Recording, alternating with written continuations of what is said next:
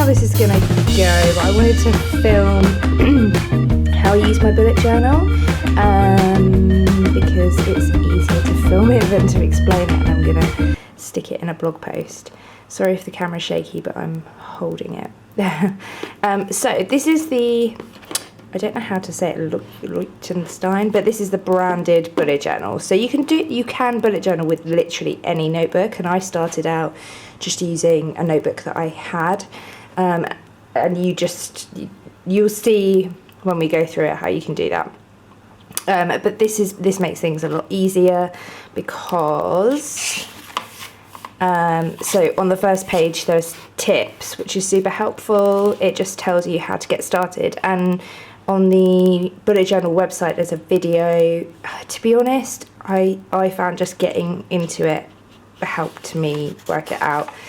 So your first 2 pages are your index. So I'm not showing you what I've got, but oh no, I can show you, I suppose. It's not secret.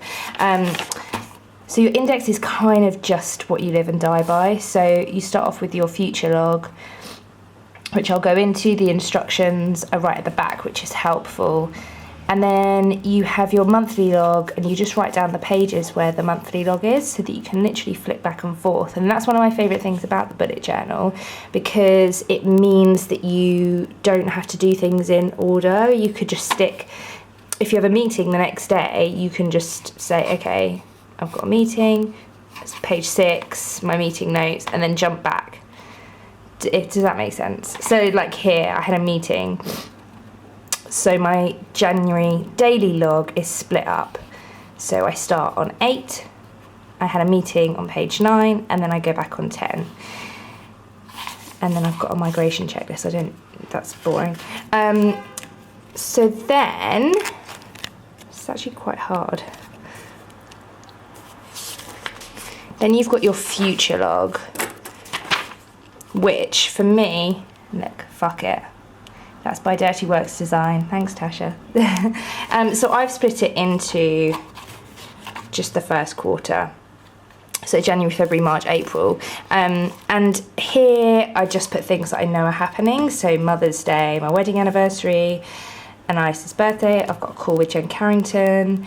I know that I've got a workshop with Sass Petherick, Valentine's Day, my friend's birthday.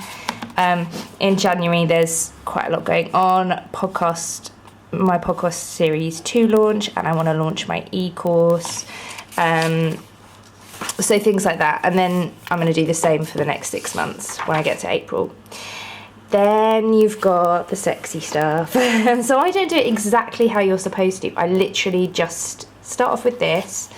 So you've got 1 to 31 because there's 31 days in January, and then put down the day of the week. This just makes it super easy when you need to flick back and forth. I don't actually go back to this and fill it all out. I just do it at the start of each month, just for things that I know are happening. So I knew I had a meeting right here. I knew I had a neurology appointment. It's my brother-in-law and my sister's birthday on that day, and Madeira event, which was last night. As I'm filming this, it's the 1st of February. So that was really good fun. Yes, and then this is basically your entire master list. So fill it out at the beginning of the month, and it's everything you know that you need to do at this stage. I think you're supposed to go back to this and always fill out the master list, but I don't. I start off with this, and then I don't look at it again until the next month. Well, I look at it each day to look at what things I have to do, but then I don't add to it or cross through it or anything like that until basically I'll be doing that today. And technically I should have done it yesterday, but I didn't. Hey ho. And that goes over 2 pages. So your page numbers in a proper bullet journal are numbered. So if you do it yourself, just make sure that you number it. And this is the daily log. So each day I start off with just putting the date, and then I put a few things that I know I want to do that day. And then at the end of the day, I'll put an X next to anything I've done and move forward. So this I should show you the symbols actually. Yeah, so the key is this. So it's a dot for a task, and that makes it really easy on this particular lined paper, the kind of dotted paper.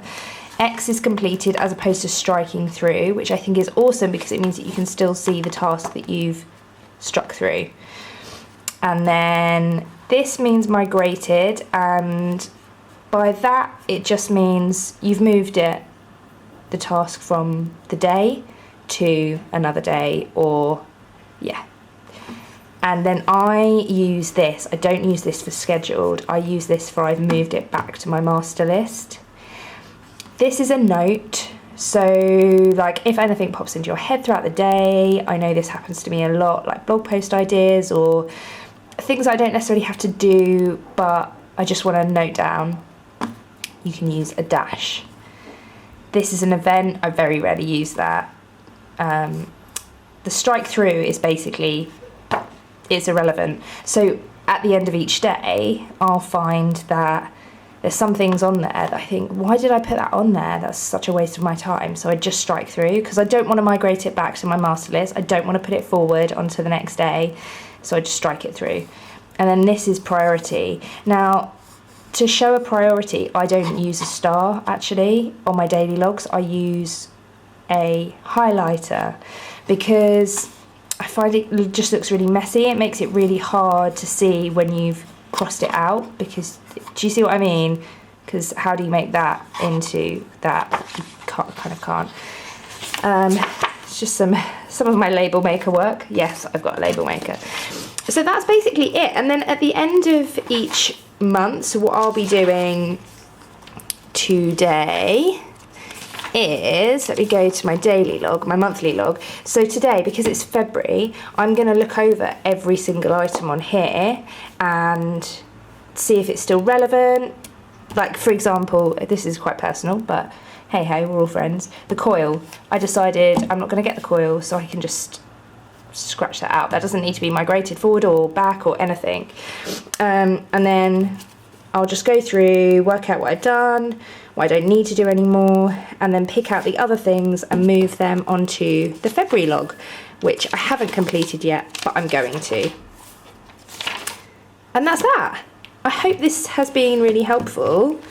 I have found this to be the only to-do list that I've kind of enjoyed doing and kept. I love list writing, so yeah. I'm going to stop talking while you're looking at a picture of the bullet journal because that's weird. Maybe I'll cut in me chatting instead.